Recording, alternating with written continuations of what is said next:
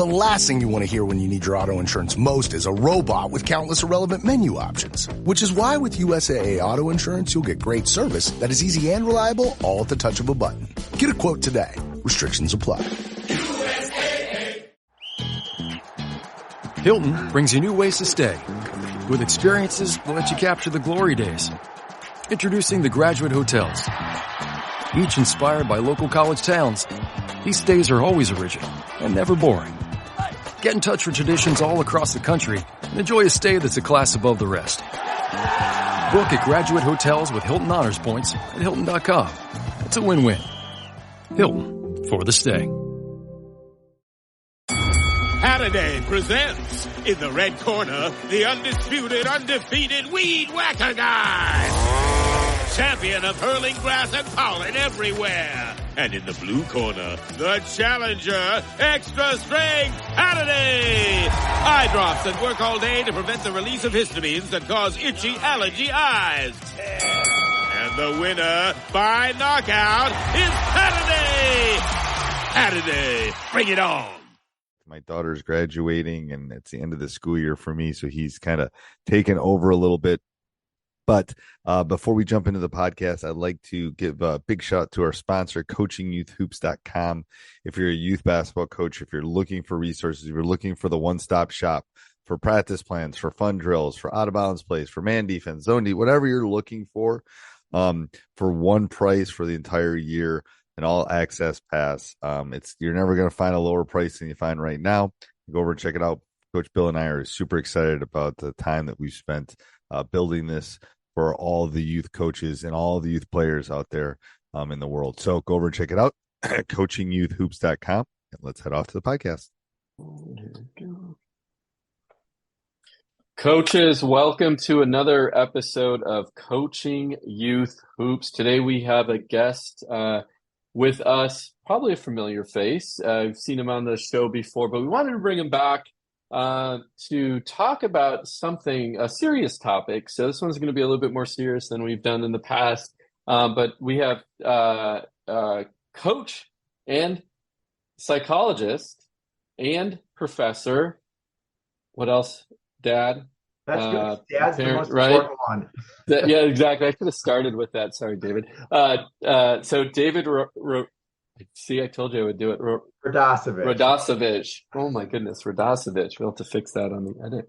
All right. Today's topic is all about anxiety, dealing with anxiety, recognizing anxiety in youth sports. So it is, I think, and we were talking off air. Is it a growing problem? Is it a problem that is just being labeled?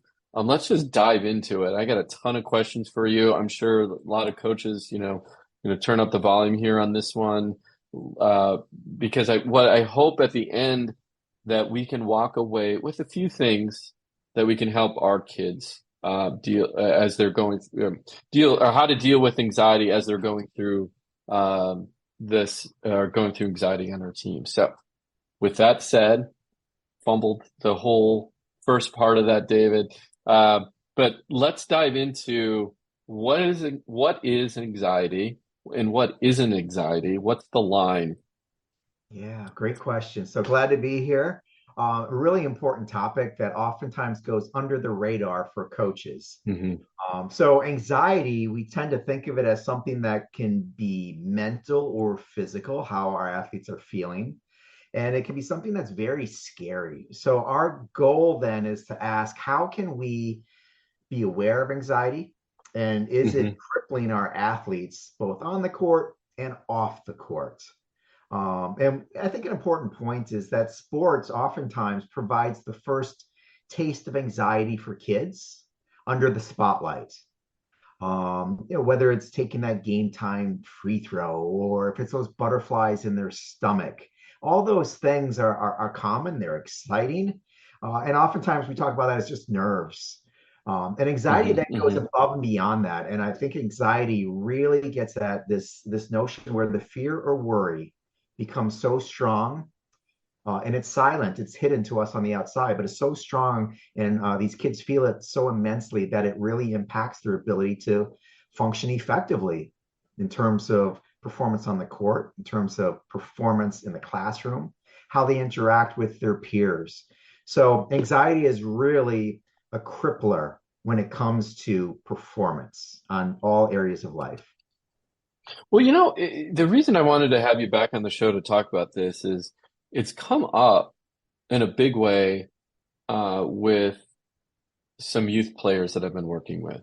And how it turned out, I was doing a camp and I saw this girl walk in. She was, getting dressed, getting her shoes on, doing the whole thing. She was, she got there 10 minutes early, like like she's supposed to, waiting for the other group to transition out, and her group was coming in. And maybe 10, 15 minutes go by. She's with her dad, and I see them walk out. I'm like, oh, that's strange. And I was, I got caught up in doing everything that I was doing to get the camp going or the clinic going, and didn't think of anything of it. I thought, oh, maybe she got sick, maybe something came up, what have you. And what her dad told me at the next time I saw him was she just got this sick feeling because she didn't see any of her friends there, and she wanted to leave. Yeah. Right. Now I took that as, there's a form of anxiety, right? There's anxiety that she wasn't going to be around her friends. They weren't there. She had to meet new people, whatever it might be. Right. And then that was the first one. And at the same camp, I had another young lady whose dad, well, the first time it happened, the girl, she was playing and then she sat out, and I, of course, I went over, asked her what was wrong, and she said, oh, I'm just not feeling well. I'm like, okay, just sit. She goes, is it okay if I call my dad and have him pick me up? I'm like, of course, right? If you're not feeling well, right? Well, later, her dad came and said, she's been dealing with anxiety at school, and that's what you saw the week prior. So my question to you then is, again, are kids getting diagnosed with anxiety more so than ever? Did something change in society?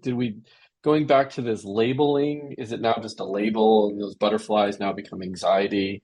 And our parents, doctors making a bigger deal about it other than just, hey, now you got butterflies, we're all nervous. I get nervous before every game. I always tell my players that. I don't care if I'm doing third grade girls or high school, I get those butterflies in my stomach. Mm-hmm. Mm-hmm. Great question. So the short answer is yes, it's on the rise. Thank you, COVID.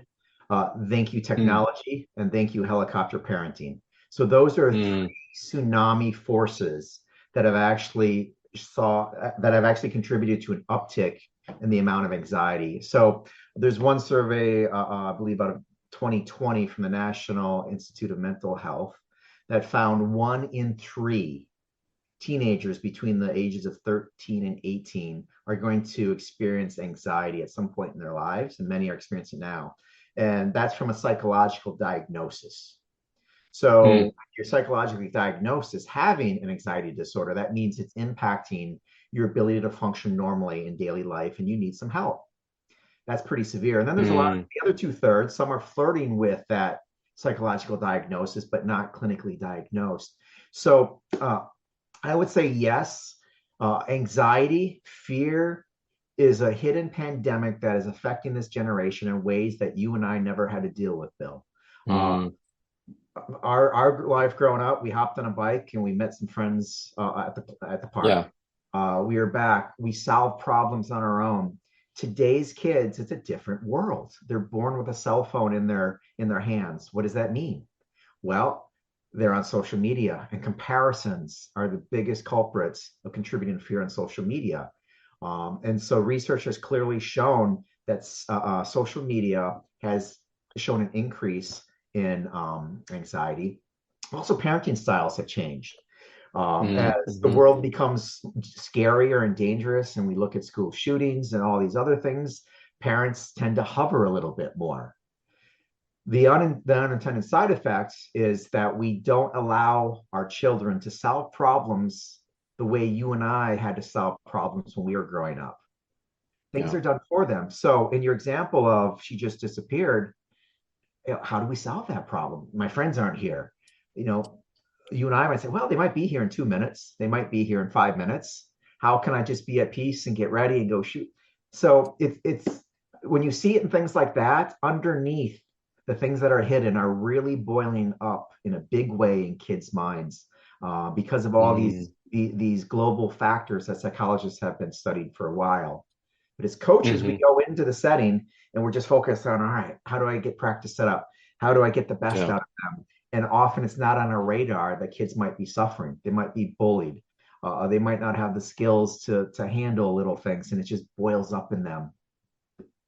Well, that's a good point. Is how as a coach, I mean, I think the examples that I gave and I've experienced recently are pretty they're evident. The girl walked out with her dad, right? Because it built up into her. And I'm sure, I have a daughter and, she's precious to me and, I try to walk that line where I'm like, okay, you're here, quote unquote, deal with it, right?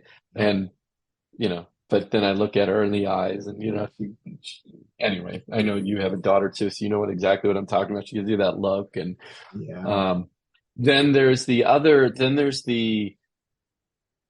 lesser, like it's not quite that bad yet, but there's the butterflies, or maybe it's the advanced in between that. Again, I had a girl on my high school team she would get so sick before every game. She'd go and vomit and come back and she was fine. But she built all of this up inside of her. So as a coach, let's talk about some early warning signs. And then, of course, what can we do about it? So early warning signs. What are some things we should look for? They're not going to, oh, I'm anxious, right? Or they're not going to come out and say it. So what do we look for? Yeah, absolutely. So when we look at performance anxiety within it, the kind of the butterflies, right? Are they Yeah. apprehensive? Do they say, oh, my stomach's acting up, I got butterflies? Sometimes they might have clammy hands or fatigue or muscle tension. Mm, So those are, some of the common symptoms in the performance situation. So outside of that, when we look at anxiety, we may find people to withdraw. They might not be able to hold a good conversation. They seem distant. And sometimes that's confusing. Are they just shy? Are they not? So we look for consistent behavior over time. hmm It's like, wait, they're a little more quiet than usual.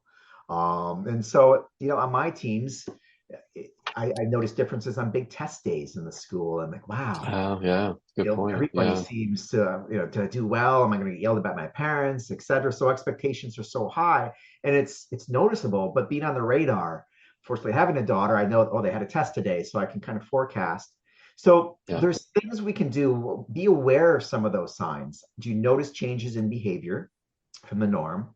And then don't focus setting high expectations right away. I like to kind of create a fun environment, whether that's music. Music is a great way to get them to Mm-hmm. relax, loosen up as kids. So maybe just have something playing as they warm up. Um, Another great thing coaches can do after the awareness is always focus on praising effort over results. To me, that's the first principle rule of thumb. Mm. Um, so avoid giving instructions that really put extra pressure on your athletes. So we have to score on this play. No, you really don't. We just have to show up, do our best, and run the Yeah. play to Yeah. the best we can. It's not the end of the world if we score, we don't. Yes, we want to, but how we phrase things, effort is important.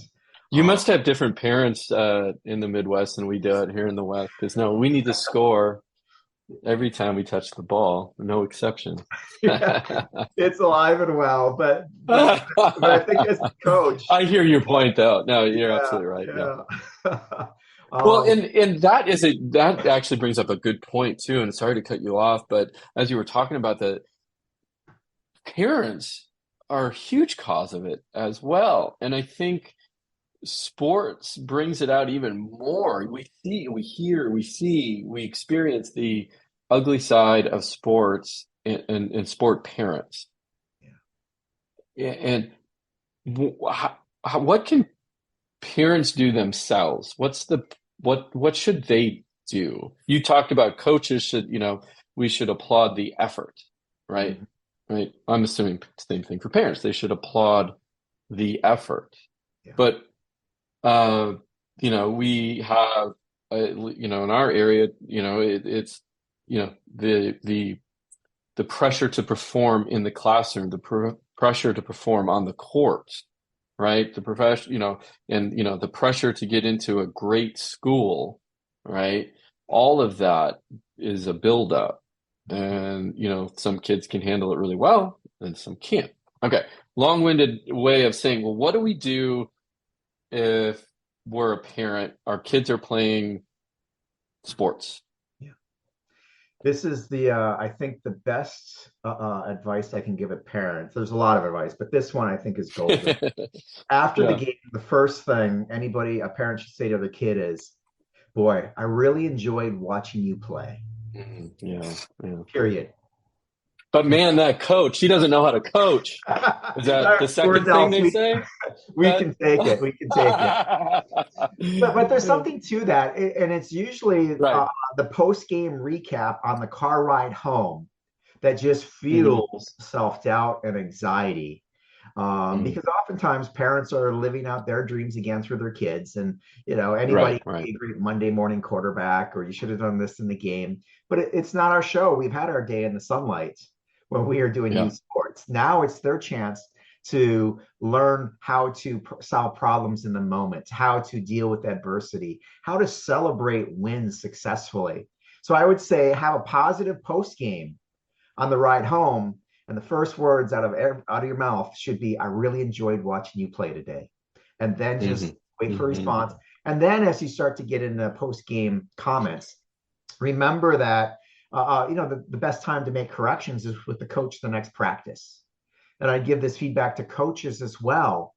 Don't necessarily show the film, so to speak, right after the game, whether it's literal film or just you talking about it, but just let it reside. These are kids. These aren't professional athletes. So I think that one has tremendous bang for their buck. And then also expectations are so critical. Ask your kids what success looks like for them. Yeah. And you'll be surprised on the answers. Oftentimes it's the ice cream after that's number one on their mind. If you're talking with real little ones in high school, it might be just fitting in and being with my friends. So asking them what success means for them and setting expectations off of that as a starting point, as opposed to imposing, how many points you score a game, how many rebounds you get. That stuff's all nice, but at the end of the day, they can't always control that.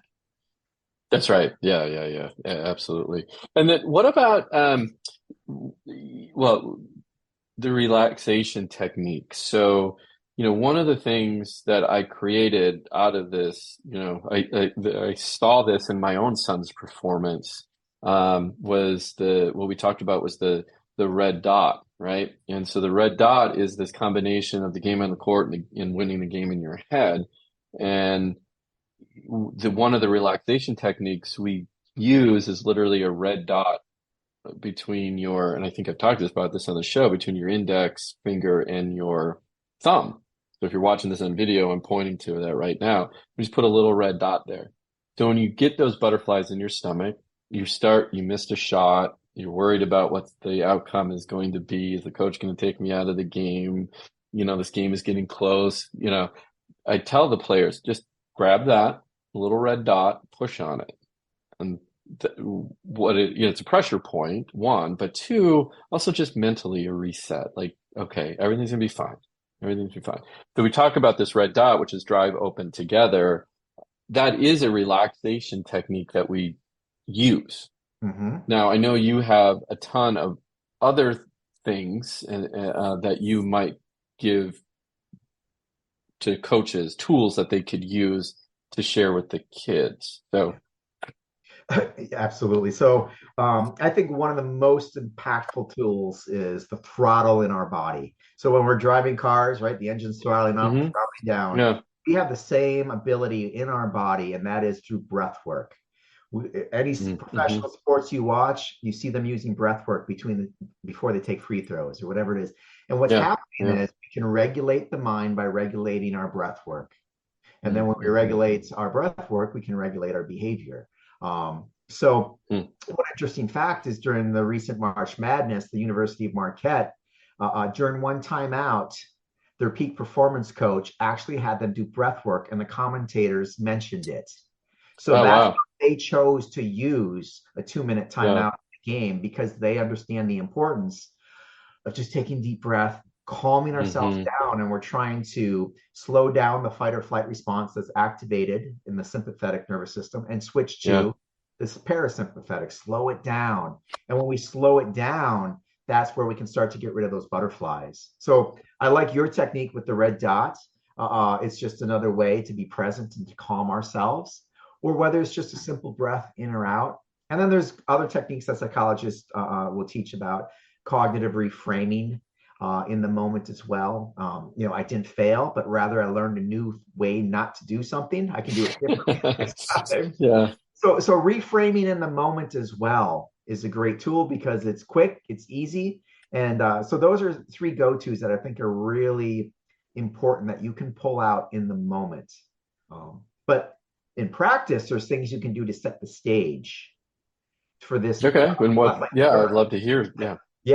So we already talked about praising effort over results. That builds the culture that I show up for efforts, because I always can't control the uncontrollables, the scores, things like that. The second thing I would tell coaches is focus on muscle memory. So a lot of studies have shown that when we stay out of our heads when we're performing acts, we create muscle memory. And that muscle memory, then, when it's just second nature, we can perform better. So the classic is Michael Jordan shooting 1,000 shots a day in the off season. Muscle memory. Why do you think Steph Curry is so great? It's muscle memory. The second part, I would say, in practice, try to simulate game day as much as you can, whether that's piping in noise or the pace, game speed, or how you do your substitutions.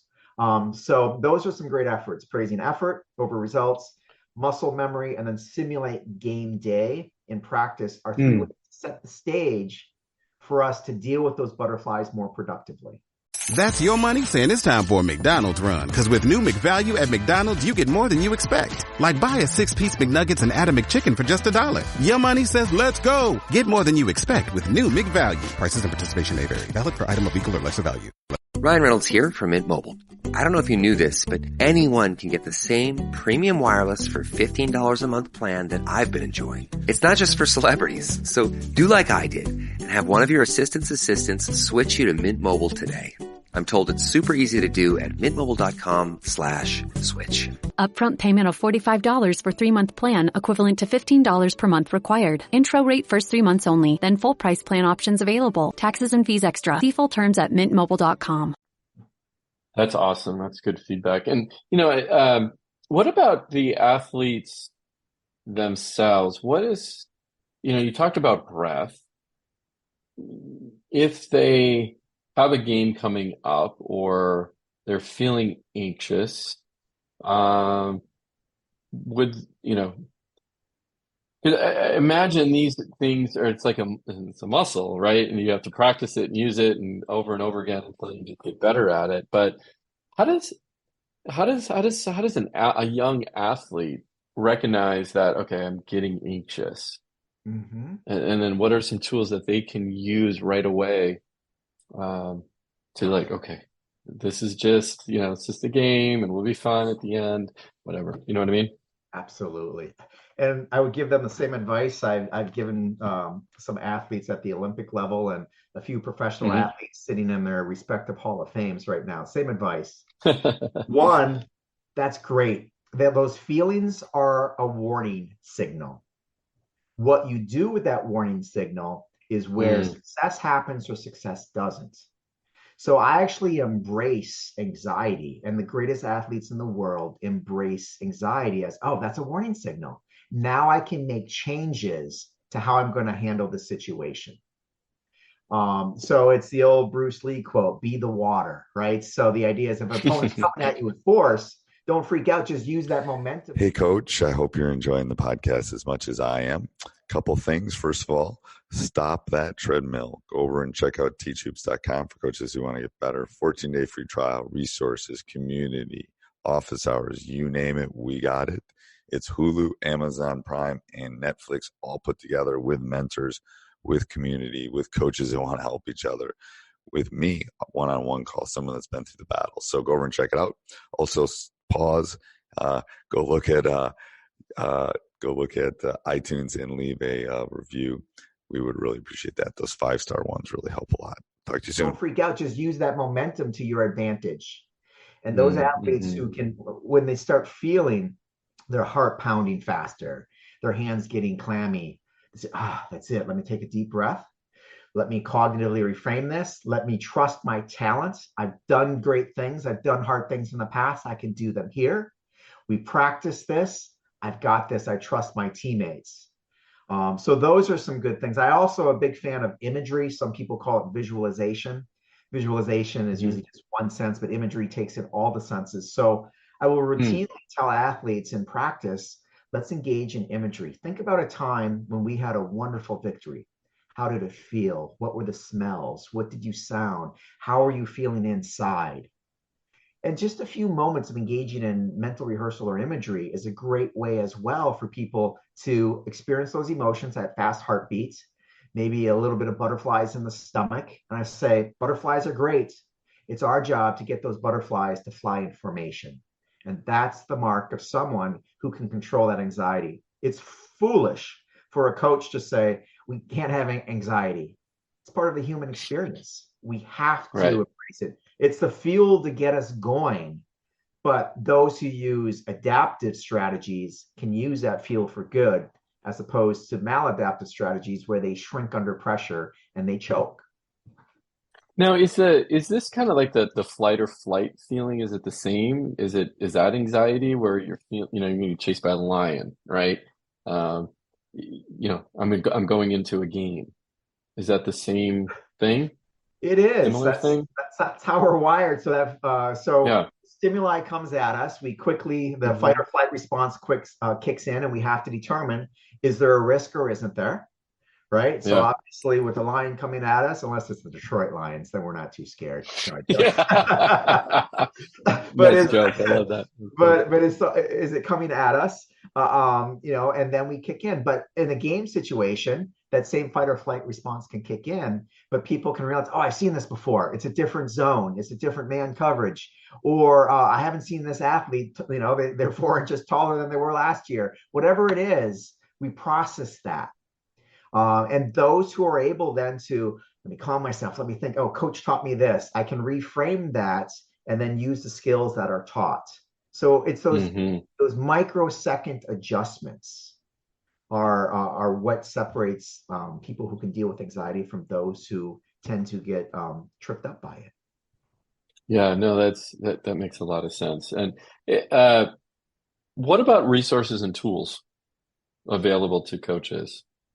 Yeah, so we're partnering right now with you to provide some resources as well.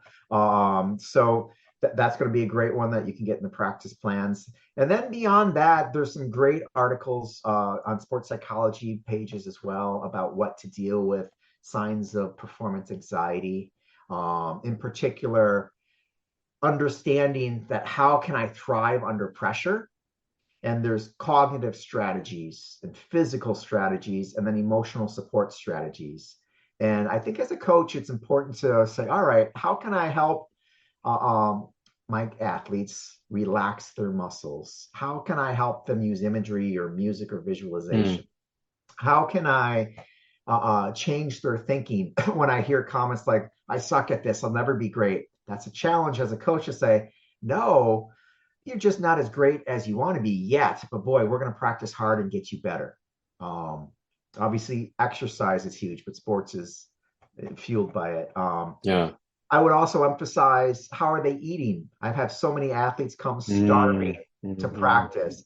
So, I took out a second mortgage on the house to bring snacks to the practice every day, but I thought it's a small price to go, Costco, and if I spend $50, that's going to last me a couple weeks. And they were just ravenous, like they were, teenage boys, just great girls. And then I would also say, take time to recharge.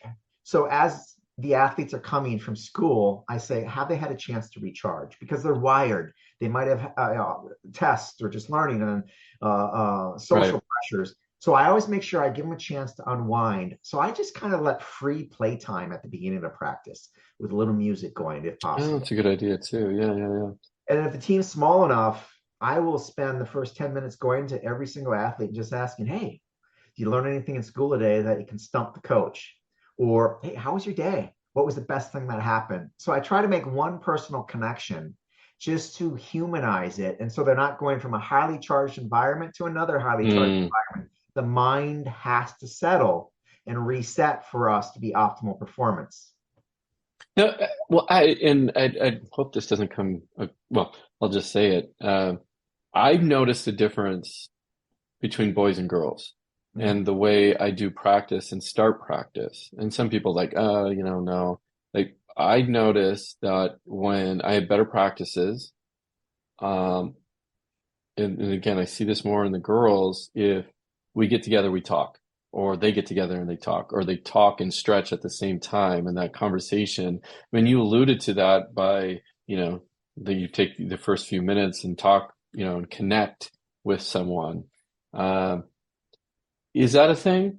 I mean, is there a difference between men and women when it comes to anxiety and going from a charged environment and kind of slowly getting into a potentially another charged environment, kind of ramping up? So a couple layers to that onion. The first one I'll peel is the common denominator, and that's our physiology. Physiology is the same in males and females. So that fight or flight response, how we get anxious, et cetera. So the biological mechanisms by which we calm ourselves are the same. And that is kind of settling ourselves. Now, there are differences in terms of how males and females perhaps like to interact with each other. Stereotypically, females may talk more, right? And boys may be more action oriented. And the research shows that, unfortunately, females experience anxiety at higher rates than males, especially at the teenage years. So we have to do that. So I guess as a coach, I would say, how can I meet them where they're at? And so if letting off steam is just free play, shooting free throws, cracking jokes with each other for the guys, then ride that out. And if for the ladies, maybe it's more chit chat, then I, as a coach, should probably give the space for that to occur, knowing that that's going to serve me better as a coach because I can manage their energy levels that they're bringing to the practice. Yeah, that's great advice right there. And so coming back kind of full circle, and I want to highlight something you brought up and you touched upon, which is this is to benefit all the coaches. I met David through actually basketball practice plans, and he's a customer, and we started chatting online, and we got together, had these conversations because we knew there was a hole to fill, and that hole to fill is this game in your head.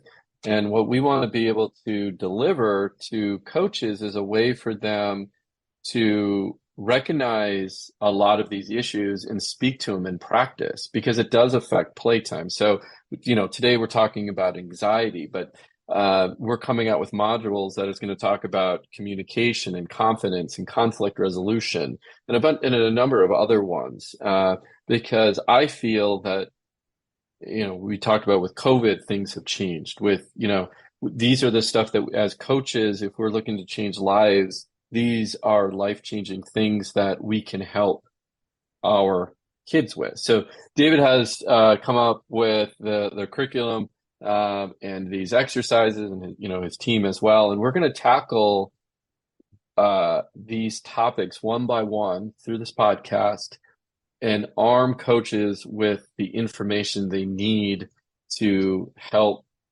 their kids and their athletes work through some of these issues. So I'm excited about that. I'm excited about, coaches be able to have a blueprint in front of them that they can just look. 'Cause we're not psychologists like you. This is your study. This is your passion. This is what you love. We're coaches. We love basketball, right? But we know the mental side of the game. And if we can improve the mental side, even with the young kids, we know they're going to be better people and better players. And that really, truly is should be our goal as a coach. But now, with that said, let's recap. Okay, so give me 3 things, bullet points of what an athlete can do to deal with anxiety. Give me 3 things that a parent can do and 3 things that a coach can do. And there might be obviously some overlap, but let's just go through. So let's start with the kids first. What can I do as an athlete if I'm starting to feel anxious? 3 bullet points. Yep, absolutely. The first is manage your nervous system. Okay. And breath work is a great way to do that. You're in control of your body and your physiology, and then your physiology will influence the level of anxiety. So I'm a big fan of just a simple breath. I'm a big fan of cracking jokes. I'm a big fan of connection with other teammates as ways to get out of my head with the anxiety and worry, and then do something that's more positive. The second tip I would give for athletes is set realistic expectations in terms of how you set goals for yourself and your team. And that's important. And then that ties into, how do you measure success? What does success look like? Is it learning new skills? Is it having fun? And then another tip I would say is try to do one hard thing a day. How can you build that mental toughness? And research clearly shows that by doing one hard thing a day and building grit or mental toughness, we're better able to be resilient and adapt to when life throws us difficult situations or curveballs. So those are some practical tips. I should tell my daughter, who is an athlete, to make sure she cleans her room, does her dishes, and maybe a few other hard things, because it'll benefit her mentally in the long run. It's all in the marketing, Bill. That's right. But I love it. Okay, so let's move on to parents now. What are 3 things that parents can either help their children through, or I guess not make them so anxious when it comes to sports? Yeah, for parents, I tell you, model the way. Kids pick up so much. So they experience frustration. That's one of the biggest causes of anxiety. How is the home life going? Are expectations too high? Are mom and dad fighting? Do I see all of this? So model the way and how we cope with challenges. Kids are sponges. They pick it up quickly.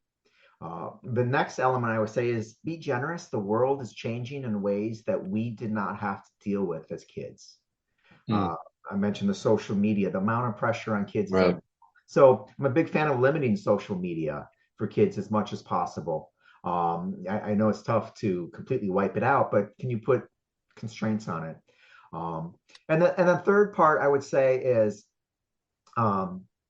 be curious over being judgmental. So in particular, that's where my comment about saying after the end of the game, I really enjoyed watching you play. That sparks open conversation and say, what did you like most about your performance tonight? What was the most fun? Or if there's one thing you want to work on for next practice. So being curious sets a stage for conversations with kids and parents, much more though than said, you had 4 turnovers. What were you thinking? So those are 3 things I would say for parents, and I can guarantee you that's going to grease the wheels for better conversations, and then also to enhance the relationship. And I think just to put sports in its place, it's a wonderful resource we as humans have to learn new skills, to stay in shape and form connections. It's not a direct ticket to the NBA. And so parents often need that realization. Well, you just, and I know we're going to go through in this, we're doing a recap, but I just thought of another question that I often think about is, and maybe not so much at the younger levels, but it does happen. The anxiety is keeping stats, okay? And it's either, like you said, the turnovers. Oh my gosh, I caused 12 turnovers by myself, right? Or our team did, or anxiety over, not scoring, or somebody else is scoring more, and anxiety over playing time. But playing time is different. Let's just talk about the stat side of the stat sheet, right? And, 1 through 12. Now, I look at that, player 1 through 12, and, player 1 scored, 20 points, and then so on and so forth. And maybe the 12th player scored 0 points. Rebounds. I always try to highlight something for the players, but at the same time, I'm wired where if I was number 12, I'm like, that's never going to happen again. Like, I'm going to try, I'm going to make sure, not that I'm always trying to score, but I'm going to make myself better, to, maybe look at one of those stats lines where I'm not so good. So measuring. My cat Freddie loves to be brushed and cuddled. But stirring up his cat allergens meant sneezing and itchy eyes. Then I found Purina One Live Clear. It's cat food that reduced the major allergen and my suffering in as little as 21 days. Now, we feel closer than ever. If you have issues with cat allergens, you really need to try Purina One Live Clear. Try new Purina One Live Clear today. Purina One, a difference from day one. This episode is brought to you by GMC. When you have 4 new tires, every drive feels fresh. Right now, buy 3 select tires and get 1 for just $1 during the GMC Certified Service Fresh Start Tire Event. Visit gmc.com/service offers or see dealer for full details. At participating U.S. GM dealers only. Highest or equal value tire will be $1. Offer ends 5/31/2025. Not available with other offers. From a coach's perspective, what we need to measure to help us improve might be causing anxiety in the kids we serve. Mm-hmm. Great question. Yeah. So I would say, 1, feedback should be a gift. It shouldn't be a derailer that cripples people and causes anxiety. So 1, I would say, what is your dashboard of success? And yes, we need stats and the stats line, the box scores, etc. But are there other things? So some of the teams with the greatest cultures have a bigger dashboard of metrics, and that's culture. So is everybody standing and cheering each other on? I don't care if you're the last player on the bench or the captain. Are you leading the team and helping people contribute in small ways, whether it's getting the water bottles, whether it's handing a towel to someone, whether it's cheering them on? So how do you monitor those? And you can get an assistant to keep track of that. And that's always fun to do. There's notable examples of college teams that only give stickers on the helmets in football for team metrics, not individual metrics. Your red dot philosophy, that should be the most cherished award that athletes can receive. So what contributes to getting that red dot? So feedback is a gift, but most people don't feel that way. They think feedback is judgment and condemnation, which contributes to my anxiety. So us as coaches have to frame it. We can't get better without feedback, but here's more than just the box score. That's important, don't get me wrong. But other things I think are more important, those skills that matter after the ball stops bouncing. And that's where we really want to get over the long haul. Yeah. No, that's great advice. Okay. Last one, coaches. What are 3 things coaches can do? Yeah. So we talked about praising effort for results. Yep. We talked about muscle memory. So let them practice, so it becomes second nature. And then we talked about try to simulate game day as much as you can so that they get the feel for it. And I'm going to throw in a 4th one because it's so important, that post-game, bonus. Positive post-game, both for the parents and for the coaches. So, give me what would be a post-game activity, or what would a post-game look like in the perfect situation? Yeah, ice cream, cookies. No,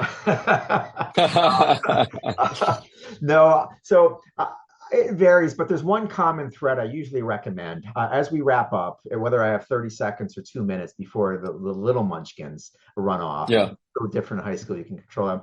I usually go around and say, what's one thing that you did great at? And then what's one thing we can work on practice? And it's usually one word. I just go around quick. And then I always end, I'm really glad I was your coach and I got to see you play today. And then that's it. So some variation of that, upbeat, positive, and have everybody go around. So someone might say one thing positive, one thing they can improve on, but I want to see smiles, whether you lost by 40 or you won by 40. What came up for me using that situation, and maybe this was a culture thing that I needed to deal with, was, well, when I said, give me one thing that you thought you did well, or even give me one thing you thought a player on your team did well. Yeah. Okay. I got the feedback, which is really interesting, of, Coach, after we lose, we don't really want to talk about the things we did well. We're just not in the mood to talk about it. Right. And, I'm no different on the podcast than I am with my team. I'm pretty positive with them. So that kind of caught me off guard. Yeah. So anyway, with that, what would you have done, or what are your thoughts on that? How could I have helped to change that situation? Yeah. My guiding principle as a coach, I'd rely on that and say, what is the culture I'm trying to build? Am I trying to build a culture where people shrink under pressure and don't want to talk about that? Or do I want to build a culture where people say, yeah, I just stunk today, but at least I have the resiliency to say, yeah, I can admit that and I can put that behind me. So I would want to create a culture where I wouldn't let them shy away from tough situations, because that's the one hard thing they could do. Where you build mental toughness over time. This isn't a one-off. And I think as coaches, oftentimes we see these kids say, all right, I get it, you're hurting. But that's an opportunity for us as a coach to rise above and say, I feel your pain, but tomorrow's going to be better. And let's just focus on one thing we can do next time that's even better. And if they don't come up with it and say, as the adult, as a coach, maybe we plant the seed and say, and always a team focus, not an individual. Like, all right, as a team, we didn't box out very well. So we'll spend a little more time making sure our footwork is good and we get the right leverage. And don't worry, we'll get this next time. So as a coach, we have to adjust and read the room, but not let them shrink under the pressure. Yeah, that's good. That's good advice. Coach, this was awesome. Yeah. I appreciate you taking the time and sharing with us. I learned a ton. I'm going to go back, take some notes on this one, because I just think it's such a, as coaches, for most of us, we're not trained to deal with this or look for it or how to handle these situations. So this was meaty, thick, and I look forward to our future conversations as we dive into the mental side of the game. So we're blessed to have you on the show. We appreciate it. Keep up the great work, and we will see you soon. All right. Thanks for the time. It's a pleasure as always. All right, Coach. Take care. Yeah. Bye now.